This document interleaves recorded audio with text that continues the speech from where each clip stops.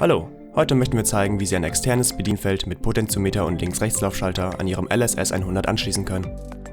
Zusätzlich erklären wir dazu, wie man die Ausgangsfrequenz am Frequenzumrichter über 50 Hz erhöhen kann.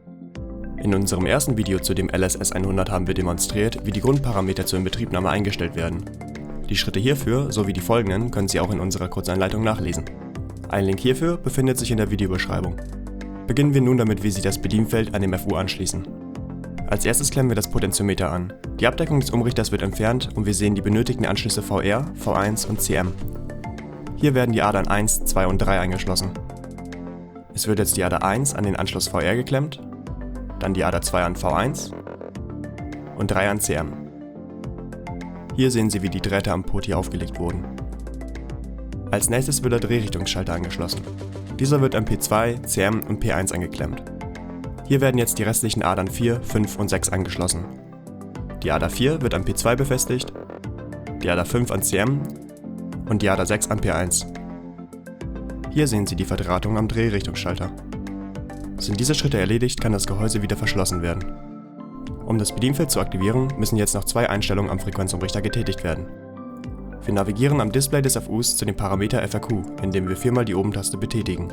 Wir bestätigen mit Enter und sehen den Wert 1. Diesen ändern wir nun zu einer 2. Die Eingabe wird gespeichert, indem wir zweimal Enter drücken. Zurück zum Startdisplay kommen wir durch das Betätigen der Escape-Taste. Jetzt gehen wir zu DRV. Wir drücken dreimal die Oben-Taste und öffnen den Parameter mit Enter. Hier geben wir nun den Wert 1 ein. Danach drücken wir wieder zweimal Enter, um die Eingabe zu speichern und kehren über die Escape-Taste zurück. Nach dieser kurzen Einstellung ist das Potentiometer und der Links-Rechts-Laufschalter des Bedienfeldes schon funktionsfähig.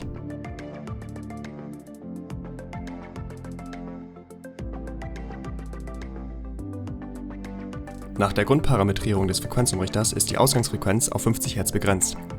Nun möchten wir Ihnen noch zeigen, wie sich diese Begrenzung erhöhen lässt. Hierzu werden 4 Parameter am Display des Umrichters eingestellt. In unserem Beispiel nehmen wir 70 Hz. Als erstes gehen wir zu DR20, indem wir einmal nach rechts und 11 mal nach oben navigieren.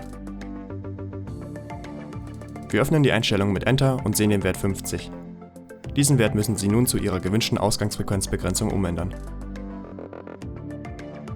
Wir drücken wieder zweimal die Enter-Taste und einmal Escape, um zu speichern und um zurückzugelangen. Als nächstes drücken wir dreimal die Rechts- und 12 mal die Oben-Taste, um zu AD24 zu kommen. Wir öffnen die Einstellung wieder mit Enter und sehen dort eine 0. Diese ändern wir nun zu einer 1. Wir drücken jetzt zweimal Enter und zweimal die Oben-Taste und sind direkt bei AD26. Mit Enter öffnen wir die Einstellungen und ändern auch hier die 50 zu unserem gewünschten Wert. Wir speichern die Eingabe mit zweimal Enter und kehren über die Escape-Taste zurück. Als letztes navigieren wir zu IN1, indem wir 5 mal die Rechts- und einmal die Oben-Taste drücken. Wir öffnen mit Enter und ändern ein letztes Mal die angezeigte 50 zu unserem gewünschten Wert um. Jetzt noch zweimal Enter drücken, um zu speichern und einmal Escape, um zur Startanzeige zurückzukehren. Nach diesen Einstellungen ist es Ihrem Umrichter nun möglich, die Ausgangsfrequenz von 50 Hz zu überschreiten.